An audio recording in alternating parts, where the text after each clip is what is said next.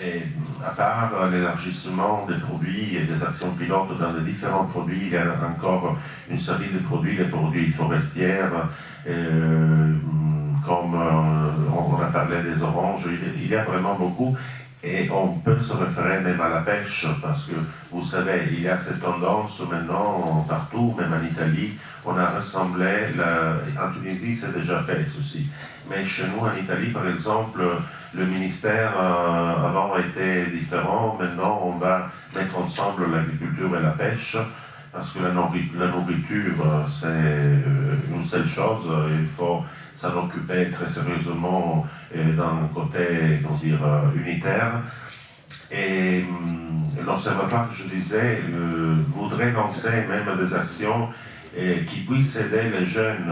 Et l'INAT, c'est un bon bassin, par exemple, de jeunes élèves qui maîtrisaient, on parlait de compétences à mettre dans le champ de l'agriculture. Ici, il y a un bon bassin de jeunes élèves qu'avec leur idée, avec leurs compétences, ils pourraient créer des micro-entreprises en dedans du milieu rural directement et servir le milieu rural avec toute une série de services qu'en Europe ont déjà démontré d'être des services gagnants et qu'ici on doit commencer à les créer.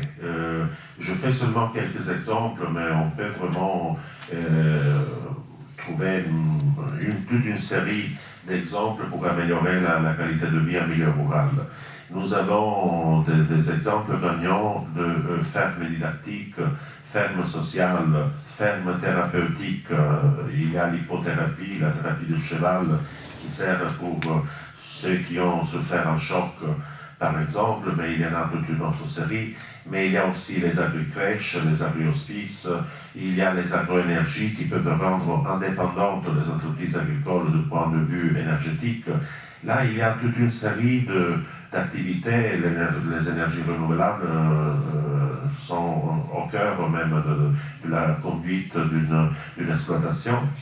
Toute une série d'activités qu'on pourrait lancer en Tunisie en portant le meilleur savoir-faire que nous avons à disposition, le mettons à disposition de nos amis les Tunisiens pour avoir un espace vraiment commun. On parle d'espace euro-méditerranéen, nous avons des racines communes très fortes et on le voit toujours quand nous serons ici parce qu'on se trouve chez soi vraiment.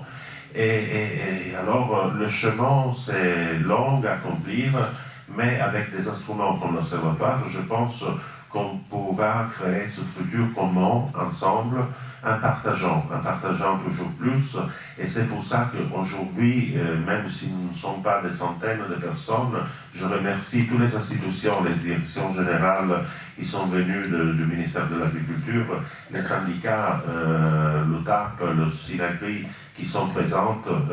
Je suis vraiment très heureux de ça, parce que ça veut dire qu'il y a une sensibilité toujours plus forte vers une agriculture de qualité et vers un futur que nous avons en commun sur le secteur agroalimentaire.